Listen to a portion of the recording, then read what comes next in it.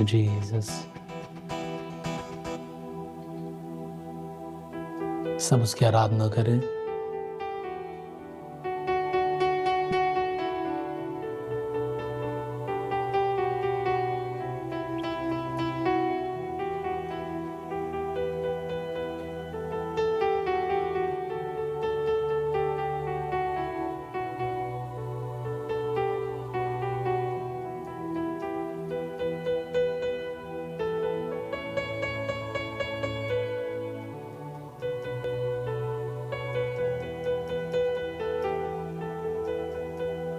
Hallelujah, hallelujah. Thank you Jesus. सब अपने हाथों को उठा के धन्यवाद दें, ताली बजा के प्रभु के नाम को महिमा दें। जीवित परमेश्वर की तारीफ करें, जो हमारा खुदा है, जो हमारी चिंता करता है। सब धन्यवाद दें, धन्यवाद दें। अपने घरों में हालेलुया बोलकर सब तारीफ करें।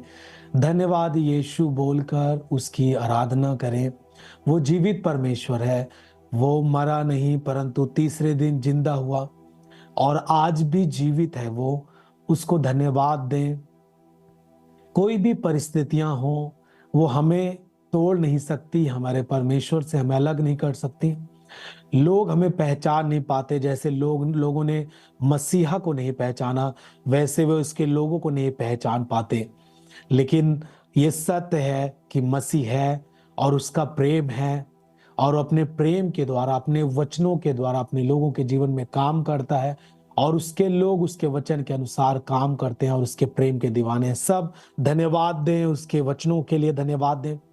आज के दिन के लिए जो परमेश्वर ने ठहराया उसके लिए धन्यवाद दें।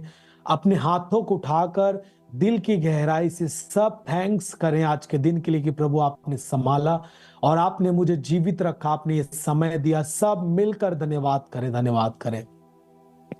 बिना रुके हुए ऊंची आवाज में धन्यवाद करें, दिल की गहराई से धन्यवाद करें। आप जहां कहीं भी अपने घरों पर हैं, अपने स्थानों पर हैं, परमेश्वर आपकी आवाज को, आपकी धन्यवाद की आवाज को वो सुन सके। सब धन्यवाद दें आज के दिन के लिए, धन्यवाद दें प्रभु यीशु मसीह के प्रेम के लिए, धन्यवाद दें। धन्यवाद दें प्रभु ने आपको उद्धार दिया उसके लिए धन्यवाद दें। धन्यवाद दें परमेश्वर ने जो आपको अपने लिए एक अच्छा चरवाहा दिया, एक ऐसा चरवाहा दिया जो आपके वचन, जो परमेश्वर के वचन को आपको सिखाता है, उसके लिए धन्यवाद दें। अपने आत्मिक पिता के लिए धन्यवाद दें। धन्यवाद दें पास्टर राम सेवक मिनिस्ट्रीज के लिए, आपके चर्च के लिए, पसदेवरा चर्च के लिए। सब थैंक्स करें, यह आपके उद्धार का कारण है। आप ये ऐसे ही नहीं आए, ऐसे ही नहीं बुलाए गए आप, परंतु परमेश्वर ने अपनी योजना के तहत आपको बुलाया। सब मिलकर धन्यवाद दे। धन्यवाद यीशु, धन्यवाद पवित्र आत्मा जी जो आप बल देते हैं हमें। दुनिया में कुछ भी होता है लेकिन आप हमें संभालते हैं, इसके लिए धन्यवाद देते हैं। जो चीज हमें बोया गया है, जो प्रेम हमें डाला गया है, उसको स्थिर बनाए रखने के लिए, जो वचन हमें बोया गया है उसे स्थिर बनाए रखने के लिए पवित्र आत्मा आप हमारे साथ है, इसके लिए धन्यवाद करते हैं। धन्यवाद हमारे परमेश्वर पिता, हमारे प्रभु यीशु मसीह, पवित्र आत्मा जी आपको धन्यवाद करते हैं यीशु मसीह के नाम में। आमीन, आमीन, आमीन। हालेलुया। सब धन्यवाद दें प्रभु को आज के दिन के लिए, परमेश्वर को धन्यवाद। और एक बार फिर से प्रभु की जीवित उपस्थिति में आप सभी का स्वागत है। आप जहां भी हैं अपने घरों पर, क्योंकि अभी प्रार्थना सभाएं बंद हैं, बंद की गई हैं, और फिर भी परमेश्वर का वचन ग्रहण करने से उसके प्रेम को और ज्यादा अनुभव करने के लिए आपको कोई नहीं रोक सकता। यह आपका स्वयं की इच्छा है कि आप कितना प्रभु यीशु मसीह के प्रेम को आप अपने जीवन में रखना चाहते हैं, है ना। यह आपका व्यक्तिगत चीज है कि आप परमेश्वर की आराधना कितनी आत्मा और सच्चाई से करना चाहते हैं। इसमें कोई आपको नहीं मना कर सकता, ना कोई आपको रोक सकता है। आप जिसे पहचान गए हैं, जिसे आप मानते हैं उद्धार करता, जिसकी आप आराधना करना चाहते हैं, आपको आराधना करने के लिए आप स्वतंत्र हैं, आप उसकी आराधना कर सकते हैं। आज का दिन भी खास होगा कि आज हम प्रभु भोज भी लेंगे। तो आप, हम वचन के बाद प्रभु भोज लेंगे, उससे पहले आप प्रभु भोज के लिए अपने वस्तु तैयार रखें, आप रोटी तैयार रखें, और कोई भी दाखरस या फिर कोई भी मीठा शरबत आप तैयार रखें। हम सब अपने घरों में जब हैं तो सब मिलकर प्रभु भोज के लिए भी हम जाएंगे आखिरी में। हालेलुया। और मैं आपको उत्साहित करना चाहता हूं, देखिए कभी भी कोई भी समय आता है, हर दिन लोगों का सही समय नहीं चलता है, यानी किसी ना किसी दिन किसी ना किसी समय में, है ना, जैसा बाइबल कहती है कि आंधियां चलती हैं, तूफान आते हैं, है ना। बाइबल कहता है कि जिस व्यक्ति ने चट्टान पर घर बनाया उसके भी घर पर आंधी तूफान आए, जिसने मिट्टी पर बालू पर अपने घर बनाया उसके भी घर पर आंधी तूफान आए। लेकिन बाइबल कहती है कि समझदार वो था, बुद्धिमान व्यक्ति वो था जिसने परमेश्वर के वचन को सुना और उसे चट्टान पर बनाया। जो परमेश्वर के वचन को सुनता है और उसके अनुसार काम करता है, इसका मतलब यह है कि वो व्यक्ति अपना घर चट्टान पर बनाता है। लेकिन मूर्ख व्यक्ति वो होता है, ना समझ वाला व्यक्ति वो होता है जो इतने दिन चर्च आने के बाद भी परमेश्वर के वचन को ना समझा और यीशु मसीह को अपना उद्धारकर्ता नहीं ग्रहण कर पाया, और आज भी वो प्रभु को सही से नहीं पहचानता, वो वचन को न मानता है, केवल सुनता है और सुन के चला जाता है। वो व्यक्ति उस व्यक्ति के समान होता है जो अपना घर बालू पर बनाता है। और बाइबल कहती है कि आंधी जो है, तूफान जो है, मेघ का बरसना, बारिश होना दोनों पे होता है। लेकिन चट्टान पर घर से जब आंधी टकराती है तो आंधी टकराकर वापिस चला जाता है और वो घर स्थिर रहता है, उसे कोई गिरा नहीं सकता है। लेकिन वो घर जो बालू पर बनाया गया था, आंधी जब उस घर से टकराती है, बारिश उस घर पर आती है और वो घर गिरकर सत्यानाश हो गया। तो मैं आपको बताना चाहता हूं, ये कुछ ऐसे ही लोग हैं जिन्होंने अभी आपने लगातार अब तक, जब तक चर्च की सत्संग बंद नहीं हुई थी, है ना, परमेश्वर के दास के ऊपर इस तरह के आरोप लगाकर उनको जेल नहीं भेजा गया था, तब तक परमेश्वर के दास ने आपको लगातार वचन सिखाए और प्रभु के दास ने ये भी बातें सिखाई कि क्या क्या आता है मसीही लोगों के ऊपर, है ना, लोग किस तरह की झूठी बातें बोलते हैं, है ना, किस किस तरह की बातें आप पर लगाई जा सकती हैं। क्योंकि आप संसार में जब हैं, जब आप सत्य के बारे में बोलेंगे और सत्य के काम करेंगे, आप अच्छा खाएंगे या फिर आप अच्छे से रहेंगे, तो आपका विरोध होता है, आपके खिलाफ में लोग खड़े होते हैं। ये आंधी तूफान की तरह होता है। लेकिन मुझे भरोसा है कि जितनों ने परमेश्वर के दास के द्वारा सिखाए गए वचन, चर्च में जो लगातार आने के बाद, ऑनलाइन मीटिंग अटेंड करने के बाद जिन्होंने वचन को सीखा, सुना, वो आज भी स्थिर है, उनका विश्वास आज भी भरपूर है, वो आज भी सुबह प्रार्थना करते हैं, धन्यवाद देते हैं प्रभु को, वो आज भी अपने परिवार के साथ शाम को धन्यवाद देते हैं, आज भी वो खड़े हैं। उनको मालूम है कि ये बातें आई हैं, ये फिर से हट जाएंगी, क्योंकि हमें कोई गिरा नहीं सकता है, क्योंकि हम चट्टान पर बनाए गए हैं। लेकिन वो व्यक्ति जिनको वचन नहीं मालूम, उनको लगता है अरे ओ पास्टर जी जेल चले गए, अरे अब चर्च बंद, लोगों के अफवाह सुन के वो घबरा जाते हैं। जिन्होंने अपना घर चट्टान पर नहीं बनाया, जिन्होंने बालू पर बनाया है, वो कंफर्म है 100% वो गिर जाता है, वो स्थिर नहीं रह सकता। और मैं समझता हूं कि ये चीजें जो आई हैं, हो सकता है कि प्रभु इसी के जरिए आपको परखता हो कि आपने बीते समयों में, बीते सालों में आपने क्या चीजें सीखी हैं। आपको जो चीजें, विश्वास की चीजें दी गई हैं और उसे आत्मिक यत्न के द्वारा सुरक्षित रखना चाहिए। अब हो सकता है कि परमेश्वर आपको इन दिनों में वो देख रहा हो कि कितनों ने वचन को जड़ से पकड़ा है और कितने इन दिनों में स्थिर रह सकते हैं, कितनों ने वचन को सही से समझा और आज इन परिस्थितियों में संभले हैं, खड़े हैं। परमेश्वर आपको परख रहा है। लेकिन जिन्होंने वचनों पर नहीं ध्यान दिया, वो डर गए। जिन्होंने प्रभु यीशु मसीह को नहीं पहचाना, उसके प्रेम को नहीं पहचाना, वो सब डर गए। उन्होंने ऑनलाइन देखना बंद कर दिया, चर्च जाना बंद कर दिया, फिर से वो अपने काम में बिजी हो गए। मैं धन्यवाद देता हूं परमेश्वर का उन लोगों के लिए जो आज भी स्थिर हैं, जो आज भी अपने आत्मिक पिता के लिए, अपने पास्टर के लिए लगातार प्रार्थनाओं में हैं, प्रार्थना कर रहे हैं बोझ के साथ, और आज भी चर्च की संगति, सत्संग बंद है लेकिन ऑनलाइन सत्संग चल रहा है, वो ऑनलाइन जुड़े हैं। यदि उनके पास एंड्रॉयड फोन नहीं है, देखने का सुविधा नहीं है, दूसरों के घरों में बैठ करके वे ऑनलाइन सुन रहे हैं कि आज रविवार को क्या संदेश मिलने वाला है, परमेश्वर के दास के बारे में क्या अपडेट मिलने वाला है, चर्च के बारे में क्या संदेश मिलने वाला है। क्योंकि यही जरिया है जिसके द्वारा हम आपको संदेश दे पाए कि परमेश्वर के दास क्या कहना चाहते हैं। वो जब हम लोग उनसे मिले तो उन्होंने क्या कहा और चर्च इस समय क्या कहना चाहता है। यही समय होता है कि हम सुन पाए और समझ पाए। हालेलुया। सो मैं आपको एक वचन की ओर ले जाऊंगा और ये वचन है फिलिपियों की पत्री, उसका 2 अध्याय और उसके 12 वचन में जाएंगे। फिलिपियों की पत्री उसका 2 अध्याय और उसके 12 पद से पढ़ेंगे।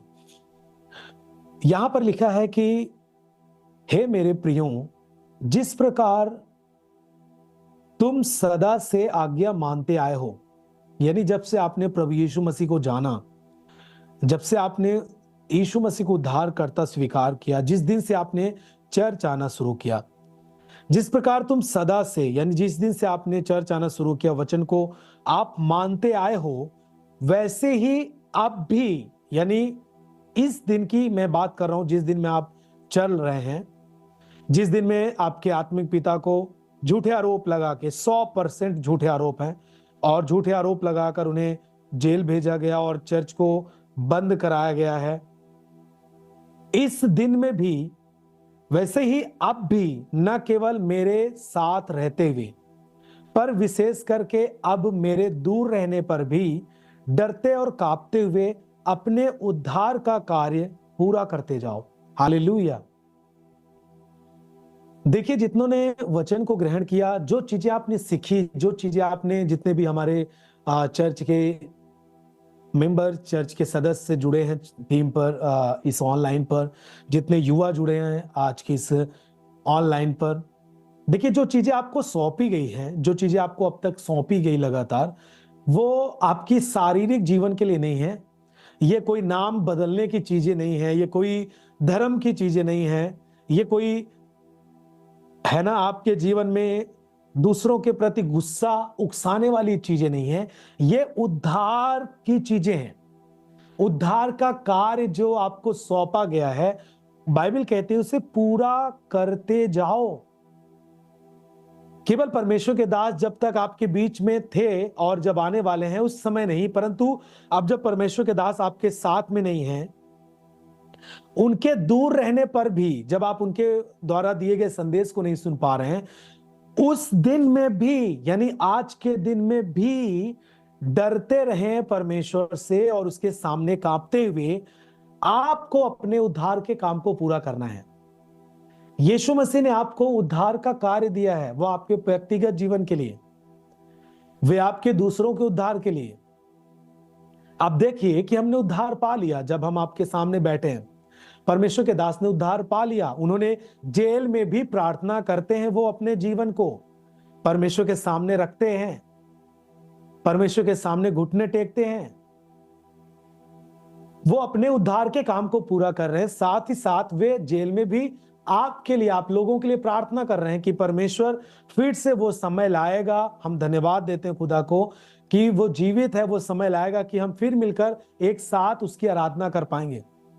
और वे अपने उद्धार के लिए जाग रहे हैं, साथ ही साथ आपके उद्धार के लिए भी जाग रहे हैं और प्रार्थना कर रहे हैं। वे आपके लिए भी चिंता करते हैं। हम धन्यवाद देते हैं तमाम उन सेवकाइयों के लिए, छोटी सेवकाइयां हो या फिर बड़ी इंटरनेशनल सेवकाइयों के लिए, जो लगातार इस चर्च के लिए प्रार्थना कर रही हैं, इस यूपी के लिए प्रार्थना कर रहे हैं और तमाम देशों, तमाम प्रदेशों के लिए प्रार्थना कर रहे हैं जहां पर चर्चों को टारगेट करके उनको बंद कर दिया जा रहा है।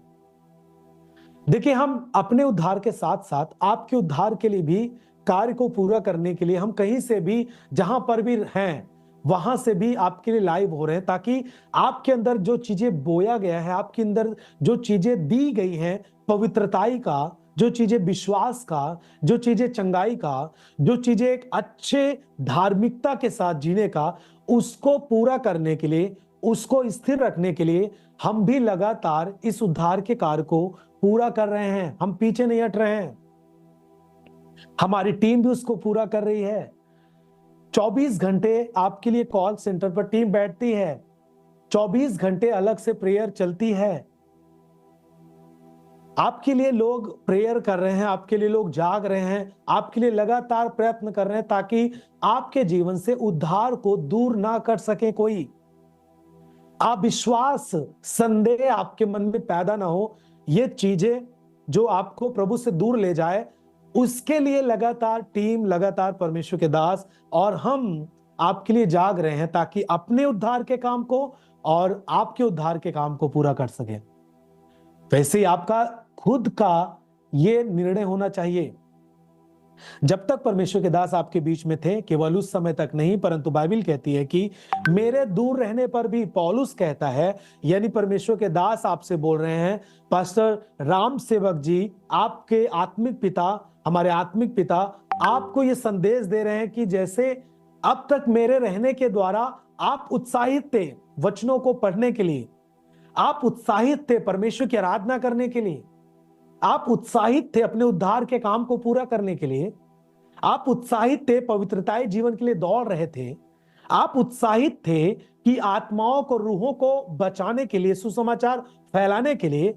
सेम उसी प्रकार से मेरे ना रहने पर भी आप इस उद्धार के काम को डरते और कांपते हुए पूरा करते जाओ। कलीसिया बोले आमीन। तो यह है परमेश्वर की मर्जी, यह है परमेश्वर के दास की मर्जी। 13 पद में लिखा है, क्योंकि परमेश्वर ही है जिसने अपनी सुइच्छा निमित्त तुम्हारे मन में इच्छा और काम दोनों बातों के करने का प्रभाव डाला है।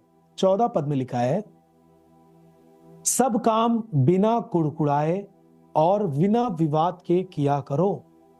यह संदेश जो मैं आपको दे रहा हूं, ये आप पूरी तरीके से समझें कि परमेश्वर के दास ने इन चीजों को कलीसिया के लिए, आप सबको देने के लिए परमेश्वर के दास ने हमसे कही है कि कलीसिया के लोगों को उत्साहित करें कि वो प्रार्थना में बने रहें, थोड़ा भी अपने विश्वास को कमजोर ना करें, डिगे नहीं, स्थिर रहें, क्योंकि आने वाले दिन में जो काम परमेश्वर करने पर है वो उन कामों से जो अब तक आप देखते हुए आए उससे भी 10 गुना परमेश्वर करने पर है।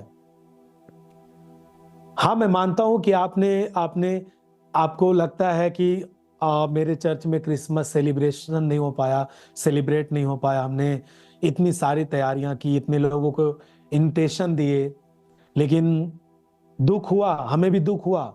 लेकिन मुझे भरोसा है कि परमेश्वर जो जीवित है वो किसी मनुष्य की ताकत से रुकने वाला नहीं है, वो ईश्वर है। वो जरूर इससे बड़े काम करके आपको दिखाएगा ताकि आप इस दिन की गवाही आप दे पाए यीशु मसीह के नाम में। आपको हर एक काम बिना कुड़कुड़ाए और बिना विवाद के करना चाहिए। इन दिनों में आपको कुड़कुड़ाना नहीं है और बिना विवाद के आपको करना है। देखिए प्रियो, एक बात मैं आपको बता दूं कि हमें और आपको लोग समझ नहीं पाते, लेकिन मैं आपको बताना चाहता हूं कि हम सत्य पर चलने वाले लोग हैं और हमारी पहचान इससे है कि हम किसी पर झूठा आरोप नहीं लगाते, हम किसी को गाली नहीं देते, वरन लोग हमें गालियां देते हैं फिर भी हम उन्हें गाली नहीं देते। क्यों? क्योंकि हमें मालूम है इन चीजों से उनके जीवन में कोई नुकसान नहीं होने वाला। इससे हमारी क्रेडिट और हमारा जो ईश्वरित्व का जो स्वभाव है, जो ईश्वर का स्वभाव है, वो गलत ठहरता है। देखिए, हम लोगों की तरह गांजा भांग पीने वाले व्यक्ति नहीं हैं, हम लोगों की तरह दंगा करने वाले लोग नहीं हैं, हम लोगों की तरह दूसरे लोगों को एक साथ अपने साथ करके दूसरे समूह के विरोध में खड़े होकर डंडे लाठी चलाने वाले लोग नहीं हैं।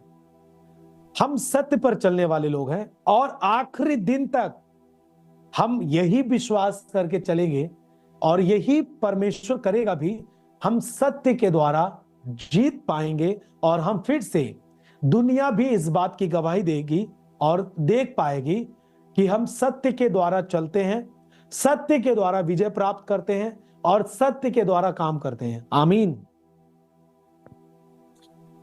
एक सत्य पर चलने वाला व्यक्ति कभी भी उसके ऊपर जब झूठे आरोप लगाए जाए तो वो अपने सत्य से मुड़ता नहीं है, पीछे नहीं हटता। कितना भी देखिए, आप जिस इन दिनों में देख रहे हैं आपकी परमेश्वर के दास पर झूठे आरोप लगाए गए, है ना। पूछा गया लोगों से क्या बात है, क्या कारण है, आप क्यों इस तरह हमारे साथ व्यवहार कर रहे हैं। उनका बोलना था कुछ नहीं, बस आप चलिए, ये करिए, वो करिए। लेकिन लोगों ने बोला कि आप इस तरह करिए, आप धरने पे बैठा दीजिए लोगों को, है ना। इतने सारे लोग हैं, उनको लेकर के आप हुल्लड़बाजी करिए, आप हल्ला मचाइए, है ना। लेकिन ये सब बातें हम नहीं करते। हम शांति के परमेश्वर के साथ रहते हैं। हमारी इसी कारण तो अलग पहचान है कि हम यीशु के लोग हैं, और यीशु के प्रेम और यीशु के शांति के कारण ही आज पूरी दुनिया उसके पीछे होली है। आप कितना भी कोशिश करें, प्रतिदिन ये लोग यीशु मसीह को जानते हैं, प्रतिदिन लोग यीशु मसीह को अपना उद्धारकर्ता ग्रहण करते हैं, और वो उनकी व्यक्तिगत चाह है। कोई व्यक्ति कोई भी दबाव देकर आपको प्रभु से दूर कर सकता। यह आपका व्यक्तिगत चॉइस है। मैंने आपको कहा कि एक सत्य पर चलने वाला व्यक्ति कितना भी उसके ऊपर झूठे आरोप लगे, झूठे गलत बातें बोलकर ठट्ठा की बातें उसके विरोध में की जाए, सत्य पर चलने वाला व्यक्ति सत्य पर ही चलता है। उसके मन में गलत विचार नहीं आते, सामने वाले के प्रति गालियां नहीं आती, क्रोध नहीं आता।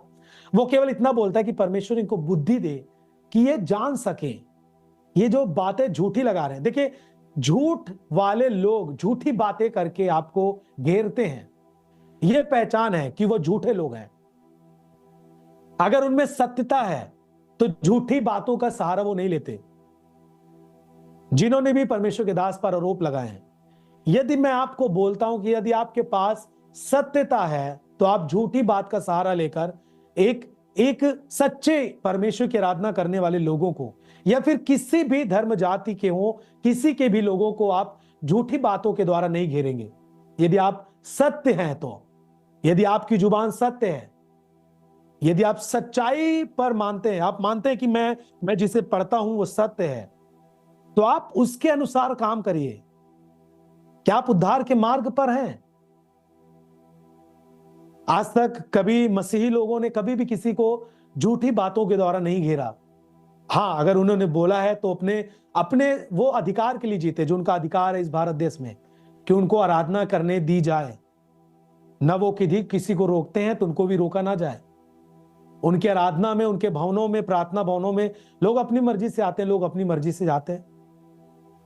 किसी के साथ हम जोर जबरदस्ती नहीं करते। जोर जबरदस्ती तो आप लोग करते हैं, झूठे आरोप लगाते हैं। यदि आप सत्य के हैं तो आप झूठ का सहारा ना लें, तब हम मान सकते हैं और तभी आपको लोग फॉलो कर सकते हैं। नहीं तो एक दिन जो झूठ का काम करता है उसका सबका खुलासा होता है और लोग पहचान पाते हैं कि कौन सत्य है और कौन झूठ है। आप सत्य पर चलने वाले लोग हैं। कभी भी आपके मुख से उन लोगों के लिए श्राप नहीं आना चाहिए। कभी भी उन लोगों के लिए गलत बातें आपकी जुबान से नहीं आनी चाहिए। आप नए प्रभु में हैं, नए लोग हैं, आपको नहीं मालूम किस तरह व्यवहार करना चाहिए, मैं आपको सिखा रहा हूं। कभी भी नहीं आना चाहिए। आप उन्हें माफ करें। आप जब माफ करेंगे, परमेश्वर उनको देखता है। न्याय को परमेश्वर के हाथ में दें। आप कुछ नहीं कर सकते प्रियो। आपको उनको लिए गाली नहीं देना, आपको ये नहीं बोलना कि हम उनको देख लेंगे। आप कुछ नहीं कर सकते, केवल आपको प्रार्थना करनी है। एक विश्वासी प्रार्थना और विश्वास के द्वारा, सत्य पर चलने के द्वारा जयवंत होता है यीशु मसीह के नाम में। जो चीजें आपने थाम ली है उससे आप पीछे ना हटे।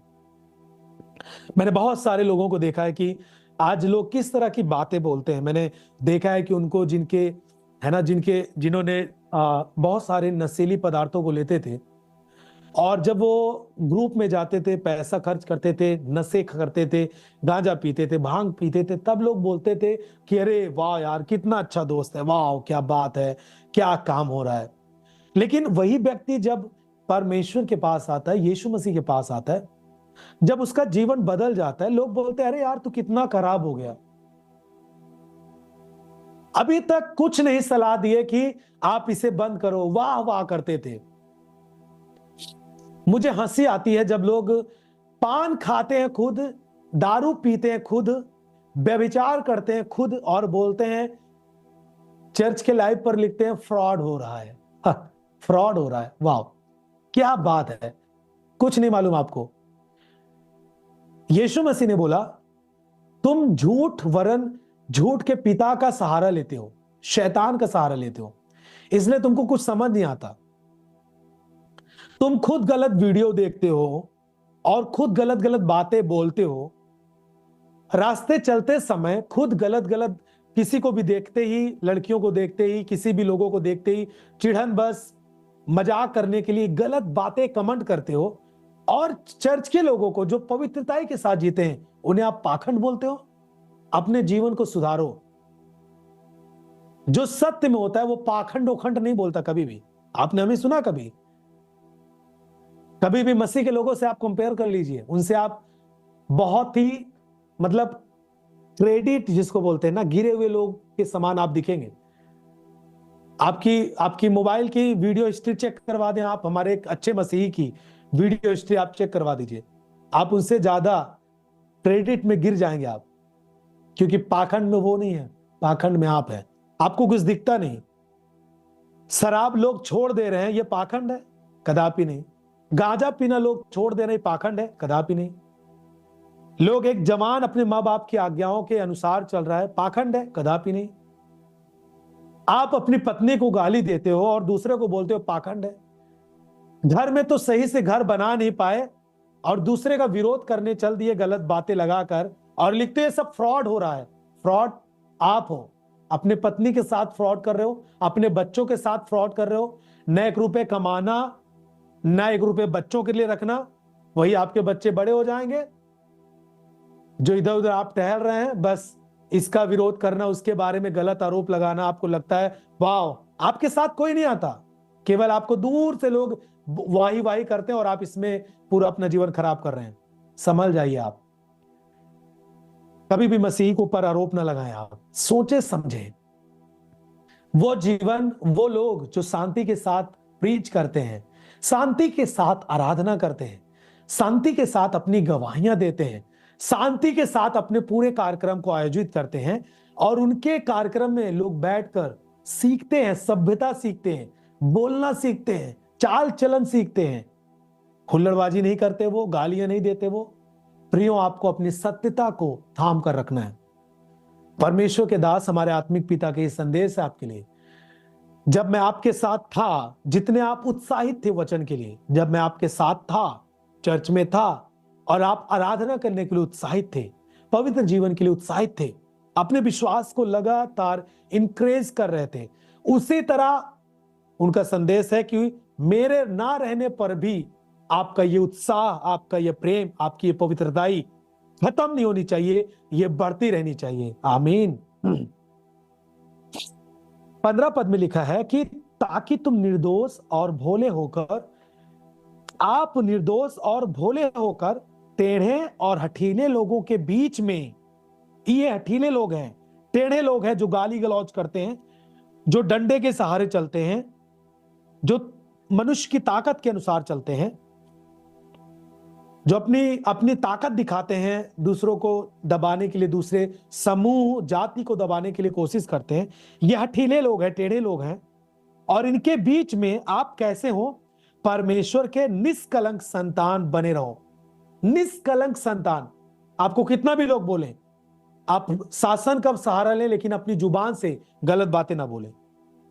आप परमेश्वर को दुहाई दें, लेकिन अपनी जुबान से श्राप ना दें। वादा करें परमेश्वर से। निष्कलंक संतान बने रहो, जिनके बीच में तुम जीवन का वचन लिए हुए जगत में जलते दीपकों के समान दिखाई देते हो। आप इस जगत की ज्योति हैं, और ज्योति कभी बुझती नहीं, कितना भी उसके ऊपर आंधी तूफान आए, क्योंकि आपको जलाने वाला पवित्र आत्मा है, आपको जलाने वाला वचन है, आपको जलाने वाला परमेश्वर के दास ने अब तक जो आपको सिखाया उसके द्वारा आप जलते रहें। ये सब आंधी तूफान आने से गाली देकर अपनी दीपक को बुझाएं नहीं, आपे से बाहर ना आ जाएं, कुछ भी ऐसी बातें ना बोलें, कुछ भी झगड़ेलू बातें ना करें जिसके द्वारा यह समझ में आए कि आप दीपक की तरह थे लेकिन आप बुझ गए हैं। इसको जलते रहने दें, निष्कलंक संतान बने रहे। आमीन। कि मसीह के दिन मुझे घमंड करने का कारण हो।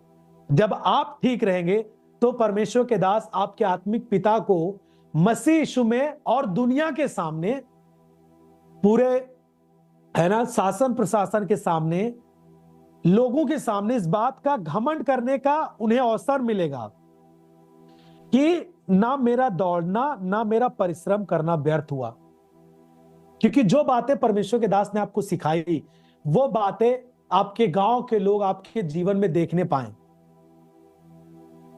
वो बातें आपके जीवन के द्वारा शासन प्रशासन और जो लोग झूठे आरोप लगाते हैं वो भी देखने पाए, और परमेश्वर के दास मसीह के सामने इस बात का घमंड कर सके, इस बात का उन्हें घमंड करने का कारण हो कि मेरे लोग जिनको प्रभु ने मेरे अधीन दिया और मैंने परमेश्वर के वचन उन्हें सिखाए, वो आज भी मेरे कहे के अनुसार काम करते हैं। जो बाइबल से मैंने उनको टीचिंग दी आज भी वही काम करते हैं। वे आज भी प्रार्थना करते हैं। कोई भी परिस्थिति आए प्रार्थना के द्वारा उसे निपटाएं। कोई भी परिस्थिति आए घबराए नहीं। घबराने से कुछ नहीं होता, गलत कदम उठाने से कुछ नहीं होता। उनकी तरह मत बने जो हठीले लोग हैं, थोड़ी थोड़ी बातों पर हाँ ये कर डालेंगे वो कर डालेंगे, ये गुस्से वाले लोग हैं। परंतु हम शांति के परमेश्वर के लोग हैं। शांति के द्वारा हम जय पाते आए हैं। यीशु मसीह के काम को जब यरूशलेम से शुरू हुई तब से रोकने के लिए लोगों ने प्रयास किया, लेकिन आज तक कोई रोक नहीं पाया। आज पूरी दुनिया में प्रभु का काम है और ये यहां पर ठप नहीं होगा। आप इसका खुद गवाही देंगे, आप देखेंगे आपके द्वारा परमेश्वर सेवकाई के द्वारा कितने बड़े बड़े काम करेगा। आमीन। कुछ भी करना पड़े, कुछ भी सहना पड़े, कुछ भी दुख सहना पड़े, तैयार रहें। कुछ भी प्रार्थनाएं करनी पड़े, फास्टिंग के साथ तैयार रहें। गालियां सुनने पड़े, तैयार हो जाएं। कोई दिक्कत नहीं, लोग गालियां दें, आपको थामे रहना है परमेश्वर के वचन को। आमीन। एक वचन और पढ़ेंगे, रोमियो की पत्री उसका 8 अध्याय उसके 35 से 39 तक पढ़ेंगे। मेरे साथ निकाले आप सब। रोमियो की पत्री और उसका 8 अध्याय। यीशु, हालेलुया हालेलुया। रोमियो की पत्री उसका 8 अध्याय और उसके 35 से 39 तक पढ़ेंगे। आप सब ध्यान से सुने और देखें। यहां पर लिखा है, कौन हमको मसीह यीशु के प्रेम से अलग करेगा। अब ये बात का हम हर एक विश्वासी ये चैलेंज करते हैं, हमको कौन मसीह के प्रेम से अलग करेगा। क्या कलेश, क्या संकट या उपद्रव या अकाल या नंगाई या जोखिम या तलवार, ये कोई भी चीजें अलग नहीं कर सकती। जैसा लिखा है कि तेरे लिए हम दिन भर घात किए जाते हैं, हम वध होने वाली भेड़ों के समान गिने जाते हैं। 37 पद में लिखा है, परंतु इन सब बातों में हम उसके द्वारा जिसने हमसे प्रेम किया है जयवंत से भी बढ़कर है। 38 पद में लिखा है, क्योंकि मैं निश्चय जानता हूं कि न मृत्यु न जीवन न स्वर्गदूत न प्रधानताएं न वर्तमान जो इस समय में हो रहा है न भविष्य जो होगा, न सामर्थ कोई भी सामर्थ, न ऊंचाई कोई भी बड़ी चीजें, बड़े लोग और न गहराई न कोई और सृष्टि हमें परमेश्वर के प्रेम से जो हम प्रभु यीशु मसीह में करते हैं अलग कर सकेगी। कोई भी चीज अलग ना कर सकेगी। इस बात की घोषणा करें, अपने हाथों को उठा के घोषणा करें, अपने हाथों को उठा के घोषणा करें। सब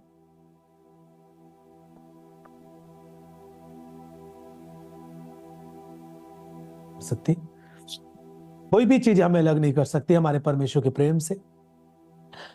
परमेश्वर ने जो हमें विश्वास दिया है, हमारे जीवन में जो अब जल चुका है, मैं इसे जलाऊंगा मैं इसे और अधिक बढ़ाऊंगा। वो प्रेम जो प्रभु ने हमारे अंदर डाला है लोगों के लिए, मसीह के प्रति, लोगों के प्रति, वो कोई अलग नहीं कर सकता। ये कभी भी गुस्से में नहीं बदलेगा, ये कभी भी क्रोध में नहीं बदलेगा, ये कभी लड़ाई झगड़े में नहीं बदलेगा। ये हमेशा ईश्वर के प्रेम में हमेशा बढ़ता जाएगा। आज मैं निर्णय लेता हूं यीशु मसीह के नाम में, कोई भी चीज अलग नहीं कर सकती। आमीन, हालेलुया। मैं आपको उत्साहित करता हूं, जिस तरह आप चर्च में आते थे उसी तरह लाइव प्रोग्राम में जुड़े। आपके पास फोन नहीं है, आपके घर में, गांव में किसी के पास एंड्रॉयड फोन नहीं, उसको अपने घर में बैठाएं, उनको लाइव प्रोग्राम में जरूर जुड़वाएं, उनको बैठाएं, वचन को सुने, ताकि उनके अंदर विश्वास बढ़ सके, वो कमजोर ना हो परंतु मसीह में बढ़ सके। हर एक व्यक्ति वचन में और इस लाइव के साथ जुड़ना चाहिए। जो भी चर्च में आते थे, आप ऑफलाइन जो संगत करते थे, आप सत्संग करते थे, आप सत्संग में ऑनलाइन के जरिए आपको जुड़ना है। जब आपको चर्च में जब सत्संग होगी तो आपको खुद ही इन माध्यमों से सूचित किया जाएगा, और जब तक सूचित नहीं किया जाएगा तब तक ये समझिए कि अभी चर्च में सत्संग नहीं होगी, ऑनलाइन के जरिए होगी। सब ऑनलाइन जुड़ेंगे आप, कोई भी ना चूके, क्योंकि कब कौन सा संदेश आपके लिए हो, कब आपको मौका मिले कि चर्च के लिए आप कुछ काम कर सके। परमेश्वर के दास ने आपके लिए इतनी प्रार्थनाएं की है ना, चर्च आपके लिए इतना मेहनत किया, आपके जीवन के लिए बहुत सारे लोगों का पूरा परिवार बदल चुका है। आपके बच्चे बदल गए, आपका पति बदला, आपकी पत्नी बची हैं, पूरा परिवार बदल चुका है। तो ये समय है कि अब मैं यीशु मसीह के लिए क्या कर सकता हूं, मैं अब अपने आत्मिक पिता के लिए क्या कर सकता हूं, उनकी फैमिली के लिए क्या कर सकता हूं, मैं अब अपनी चर्च की सेवकाई के लिए क्या कर सकता हूं। परमेश्वर से पूछे, ये आपके पास मौका है और उसके लिए आप पीछे ना हटें। संदेश है आपके लिए। बहुत सारे लोग पूछते हैं कि चर्च कब खुलेगा, कब खुलेगा। आपको जब चर्च की संगत चालू होगी, सत्संग चालू होगा, आपको इसी ऑनलाइन के जरिए, आपको पोस्टर्स और व्हाट्सएप के जरिए, कॉल सेंटर के जरिए आपको संदेश दिए जाने लगेंगे जब सत्संग शुरू होगी। और जब तक सूचना नहीं दी जाती तब तक आप समझिए कि अभी सत्संग बंद है। केवल सत्संग जो है, आपको चर्च ऑनलाइन अटेंड करना है और सबको लगातार ऑनलाइन पे जुड़ना है, आपको पीछे नहीं हटना। और खासतौर से मैं बोलूंगा, अपनी प्रार्थनाओं में याद रखें, पीछे ना हटे, विश्वास को कमजोर ना करें। और आपका चर्च आपका घर है, आपका एक आत्मिक भवन है, आध्यात्मिक भवन है। इस यहाँ से आपने आध्यात्मिक चीजें सीखी हैं, इसको आपको छोड़ना नहीं है। आप ऑनलाइन मीटिंग अटेंड कर रहे हैं, उसके साथ साथ आप चर्च में कभी भी आए, एक दो जन आए, आप फैमिली के साथ आए, चर्च में टहलें, घूमें, आप चर्च में हाल चाल लें, कब क्या होगा, कैसे होगा। और जो आप अपनी ऑफरिंग, अपने दान दशमांश चर्च के लिए देते थे, अभी भी आप पहुंचाएं, क्योंकि चर्च के काम होने हैं, बहुत सारी चीजें हैं, वो रुकनी नहीं चाहिए। आप कभी भी आए, आप जब मीटिंग अटेंड करते हैं, आप अपना जिस तरह अपनी ऑफरिंग निकालते थे चर्च के दिन में, वैसे आप उसे अलग करके रखें। जब चर्च में आप आते हैं, आप अपनी ऑफरिंग वहां पर भेंट डालें, आप घुटने टेके प्रार्थना करके आप चर्च की टीम से मिलकर जा सकते हैं। और जब आपको सत्संग होगा तब खुद ही बताया जाएगा। ये सब छोटी बात है, कोई भी इस तरह की बातें नहीं है कि स्टेशन पर पुलिस लगी है, रोड पर पुलिस लगी है, चर्च की ओर जाने नहीं दे रही है। देखिए, ये कोई वो धार्मिक स्थल नहीं है जहां पर अभी युद्ध चालू है ना। यहाँ पर कोई किसी से युद्ध नहीं है, ये प्रेम के साथ होना है, ये प्रेम के साथ होता है ना। यहाँ पर किसी की लड़ाई नहीं है किसी से। और ये एक वो स्थान है जो शांति के साथ होता है। आप यहाँ पर आए, टहल के जाएं, प्रार्थना करके जाएं, चर्च में आकर हाल चाल लेके जाएं। यदि आपके घर कोई भी मीडिया के लोग जाते हैं, उन्हें आप बताएं कि यीशु ने आपके जीवन में क्या किया है, आपके स्वभाव से लेकर, आपकी चंगाई से लेकर, पूरे जीवन में क्या चीजें आपने यीशु मसीह को जानने से पहले थे, अब आप यीशु मसीह को जानने के बाद, चर्च में जाने के बाद, अब आपके जीवन में क्या बदलाव हुआ, आप सबको बताएं। रास्ते में कोई मिलता है, हाँ जी मैं यीशु मसीह को जानता हूं, क्या क्यों जाते हैं, आप सबको बताएं क्यों जाते हैं हम। किसी से डरने की जरूरत नहीं है। अपना विश्वास आपको बांटने के लिए आपके पास अधिकार है। कोई भी आपको डराता है, आप उससे डरे ना, आप अपने विश्वास को बांटे। आपसे पुलिस पूछती है, आप अपने विश्वास बताएं, क्या करते हैं आप, क्यों प्रभु को जानते हैं। मीडिया पूछती है, बताएं। लोग पूछते हैं, बताएं। और लेकिन जब प्रभु मौका देगा तो हम एक साथ चर्च में मिलेंगे। प्रभु भोज को सब तैयार रखें, एक टीम आराधना भी करे। तब तक लोगों को 2 मिनट के लिए अवसर दिया जाए कि वो प्रभु भोज अपने साथ में इकट्ठा कर पाए। तैयार हो जाएं सब। Hallelujah, hallelujah, hallelujah, hallelujah. Worship करें सब, वर्शिप करें। प्रभु भोज को जब आप लेने जा रहे हैं, अपने मन को तैयार करें। जिस तरह आप परमेश्वर के भवन में रहते थे, यहाँ पर परमेश्वर की हुजूरी थी, वैसे ही आप जब अपने घरों पर हैं, वहां पर भी परमेश्वर की जीवित हुजूरी है। उसकी उपस्थिति जानकर ही प्रभु भोज को ग्रहण करें। प्रभु भोज को ग्रहण करने के लिए तैयार हों।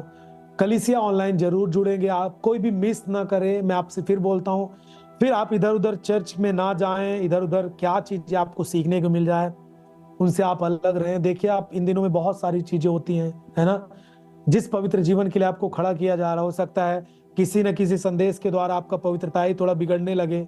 हाँ, आप ये भी कर सकते हैं मसीह में रहते हुए, इस चीजों की छूट है। तो ये सब चीजों में समझौता नहीं होना चाहिए। मसीह में कोई भी पाप के साथ समझौता नहीं, फिल्म के साथ, गंदी बातों के साथ कोई भी समझौता नहीं। उससे अलग रहें, पूरा टोटली अलग रहें। मैं आपके लिए प्रभु भोज जाने से पहले पहला कुरिन्थियों उसका 11 अध्याय उसका 23 पद पढ़ूंगा, क्योंकि यह बातें मुझे प्रभु से पहुंची और मैंने तुम्हें भी पहुंचा दी कि प्रभु यीशु मसीह ने जिस रात वह पकड़वाया गया और रोटी ली और धन्यवाद करके उसने रोटी ली और धन्यवाद करके कहा, यह मेरी देह है जो तुम्हारे लिए जिस रात यीशु ने उस रात पकड़वाया गया, उसने रोटी ली और धन्यवाद करके उसे तोड़ी और कहा, यह मेरी देह है जो तुम्हारे लिए है, मेरे स्मरण के लिए यही किया करो।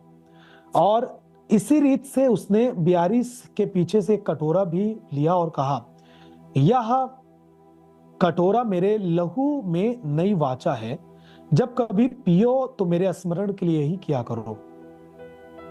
क्योंकि जब कभी तुम यह रोटी खाते और इस कटोरे में से पीते हो, तो प्रभु की मृत्यु को जब तक वह ना आए प्रचार करते हो। आमीन। सोच सब तैयार हो इस प्रभु भोज को लेने के लिए। अपनी आंखों को बंद करें, अपने हाथों को उठाएं, इस प्रभु भोज को अपने माथे से लगाएं और धन्यवाद दे। प्रभु, आपने अपना कीमती लहू दिया, आपने अपना कीमती समय, आपने कीमती जीवन आपने दिया, आपने जो बलिदान दिया उससे हमने सीखा कि हमें किस तरह प्रेम करना है, किस तरह बढ़ना है। चर्च में जो बातें हुई हैं, दुनिया में और भी चीजें घटित होंगी प्रभु, हम जानते हैं, लेकिन ये चीजें हमें आपके प्रेम से अलग नहीं कर सकती। हम सब कुछ खो देंगे लेकिन आपको नहीं खो सकते, सब वायदा करें। मैं आपसे प्रेम रखूंगा प्रभु, जितना मैं आपसे रखता हूं इससे ज्यादा करूंगा, इससे थोड़ा भी कम। आपके प्रति, आपके दास के प्रति, हमारे आत्मिक पिता के प्रति और चर्च के प्रति हमारा प्रेम कम नहीं होगा। हम प्रार्थना करेंगे, उनके साथ खड़े रहेंगे और आपके साथ खड़े रहेंगे, इस बात की गवाही देंगे कि यीशु आपने मेरे जीवन में क्या किया है। प्रभु, हमें निडर रहने के लिए अपनी आत्मा से भर दे। जब मैं इसे आज देह को खाता हूं और आपके लहू को पीता हूं, जो एक देह है, जो एक खाने पीने की वस्तु है, जो एक रोटी है और एक जो दाखरस है, इसे जब लेता हूं मुझ में और इन दिनों में ताकत आए, हिम्मत आए, मैं डिगू ना, मुझे कोई भी डर की बातें भयभीत ना कर सके, डर मुझ में ना आ सके, मैं हिम्मत के साथ खड़े रहूं। बाइबल कहती है, धर्मी जन बुरे समाचार से नहीं डरता, उसका मन यहोवा पे भरोसा रखने से स्थिर रहता है। चाहे मेरे 1000 गिरेंगे एक तरफ दाहिनी और 10,000 गिरेंगे, परंतु कोई मेरे पास नहीं आ सकता मेरी हानि के लिए, क्योंकि परमेश्वर मेरे साथ खड़ा है। प्रभु, जब मैं इसे खाता पीता हूं, मुझे और बल दे, मुझे और ताकत दे, यीशु के नाम में, आमीन, आमीन। सब इसे ग्रहण करें।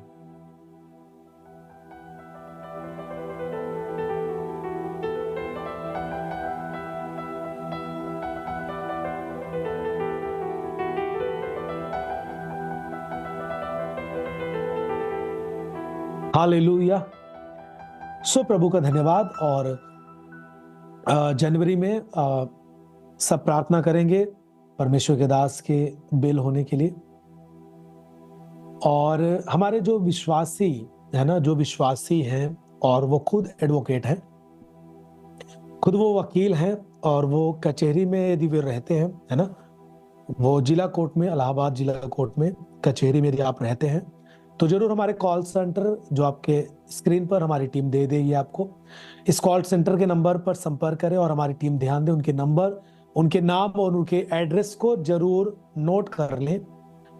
आप यदि कचहरी में एडवोकेट हैं, यदि आपके रिलेशन में विश्वासी हैं, वो एडवोकेट हैं जो मदद कर सकते हैं और अच्छी तरीके से साथ में खड़े रहने के लिए, क्योंकि और लोग खड़े हैं, आप भी खड़े हो सकते हैं, काउंसलिंग कर सकते हैं। तो जरूर आप कॉल सेंटर का नंबर जो आपकी स्क्रीन पर दिया जा रहा है, इस पे आप कॉल करके जरूर आप हमारी टीम को बताएं। हमारी टीम कॉल सेंटर पर जो भी जाती है उनको सूचना दें कि जो भी आते इस तरह की कॉल, उनके नाम, उनके एड्रेस और उनके मोबाइल नंबर, जरूर 2 मोबाइल नंबर नोट करके रखें ताकि उनसे संपर्क किया जा सके। सो आप प्रार्थना करें, जल्दी गुड न्यूज होगी कि परमेश्वर के दास रिहाई पाएंगे, बेल होगी और वो जेल में ही है। आप समझते हैं जेल में कि किस तरह क्या होता है, कैसे लोग सोते हैं, कौन से खाने मिलते हैं, आप समझते हैं। दुख तो होता है, लेकिन मसीह के लिए दुख सह रहे, इस कारण से धन्यवाद प्रभु को कि ये मौका परमेश्वर ने दिया है उसके लिए दुख उठाने का। तो सब धन्यवाद दें। कोई बात नहीं, परमेश्वर के दास ने बोला कोई बात नहीं, मैं दुख उठा रहा हूं, लेकिन कलीसिया अपने विश्वास में मजबूत रहे, चर्च के प्रति खड़ी रहे, यही परख है। और जब चर्च खुलेगा, वही जन एक अद्भुत गवाही के साथ खड़े होंगे जिन्होंने लगातार प्रार्थना की, जिन्होंने लगातार चर्च में अपनी ऑफरिंग भेजी है, जिन्होंने परमेश्वर के दास के साथ कदम पे कदम मिलाकर खड़े रहे हैं, कंधे से कंधा मिलाकर खड़े रहे हैं, चर्च में आकर अपनी गवाही को दिए हैं और चर्च के साथ खड़े रहे हैं, गवाही के लिए खड़े रहे हैं। परमेश्वर उनको अधिक ब्लेस करेगा। परमेश्वर आप सभी को ब्लेस करे। हम भी आपके साथ जल्दी मिलेंगे परमेश्वर की जीवित हुजूरी में। जहां भी हम हैं सुरक्षित है, जैसे भी व्यतीत कर रहे हैं टाइम परमेश्वर की हुजूरी में, आपके लिए लाइव भी हो जाते हैं। ये मौका है कि सोशल मीडिया परमेश्वर ने दिया और हमें विश्वास है कि हमारा न्याय होगा और जो भी न्यायालय है हमारे लिए न्याय करेगा, क्योंकि हम जानते हैं कि हमने कहीं पर गलत नहीं की। हमारे पास जो लोग आते हैं उनको कोई भी हम जबरन नहीं बुलाते, कोई भी लालच नहीं देते, वे खुद हमारी आराधनालयों में शामिल होते हैं और किस तरह प्रभु की आराधना करते हैं, वचन सुनते हैं, वो उनकी मर्जी है ना। दुनिया में बहुत सारे सत्संग चलते हैं ना, अलग अलग है ना, सत्संग है, अलग अलग समूह के, अलग अलग संस्थाओं के, सब जगह पर लोग जाते हैं, है ना, क्योंकि सत्संग इसीलिए होता है कि लोगों को देश के लिए एक अच्छा बनाया जा सके, है ना, नागरिक, एक अच्छे नागरिक आपको बनाया जा सके, इसलिए सत्संग होता है। तो ये उसी तरह मसीही सत्संग होता है। यहाँ पर कोई भी सरकार के विरोध में बातें नहीं होती, है ना, देश के खिलाफ में बातें नहीं होती, है ना, केवल इसलिए होता है कि इस पुस्तक के द्वारा जो यीशु मसीह ने अपने जीवनचर्या में दिए, स्वर्ग की बातें दी, इसके द्वारा एक अच्छे नागरिक भारत देश के लिए तैयार की जा सके, यूपी के लिए एक अच्छे नागरिक तैयार की जा सके, हर एक गांव के लिए एक अच्छे नागरिक तैयार किए जा सके, है ना, प्रेम करने वाले लोग पैदा हो सके। लोग इतना बारे में हमारे बोलते हैं ना, लोग विरोध करते हैं, हम किसी से मतलब नहीं रखते, हम लोग उनके लिए प्रेम करते हैं, कभी भी गाली नहीं देते, ना लोगों के सामने, ना मीडिया पे आकर के, है ना, न गुप्त में, कभी भी। ये हमें हमारे मसीहत में, ये हमारे स्वभाव में नहीं है, ये स्वभाव से बाहर है, इस कारण से हम इससे दूर रहते हैं। सो आप उत्साहित रहें, सब लगातार जुड़ते रहें लाइव में और आपको जल्दी सूचना मिलेगी। जैसे जैसे जो भी सूचना होती है आपको दिए जाएंगे। परमेश्वर आप सभी को आशीष दे। टीम, हमारी टीम के साथ संपर्क करते रहे आप प्रेयर के लिए, है ना, कैसे क्या अरेंज करना है। जरूर आप वॉलंटियर्स, अपन वॉलंटियर्स के जो ऑफिस के नंबर है उससे आप संपर्क करते रहे, है ना, कैसे कैसे अरेंज करना है प्रेयर को, क्योंकि लोग रहने चाहिए चर्च में, है ना, क्योंकि समान है, इतनी संस्था के समान है ना, चर्च की जो भी संपत्ति है किस तरह सुरक्षित रखा जा सके उसको। तो आपको जरूर संपर्क में रहना है ताकि आपको बताया जा सके कब आप रुके चर्च में, कब टीम संभाले, किस दिन इनको संभालना है, कॉल सेंटर, ये सब बातें आप में अंदर होनी चाहिए। परमेश्वर आप सभी को आशीष दे। सबको जय मसीह की। God bless you all. आप अपना ख्याल रखें। परमेश्वर आपके साथ है। आमीन।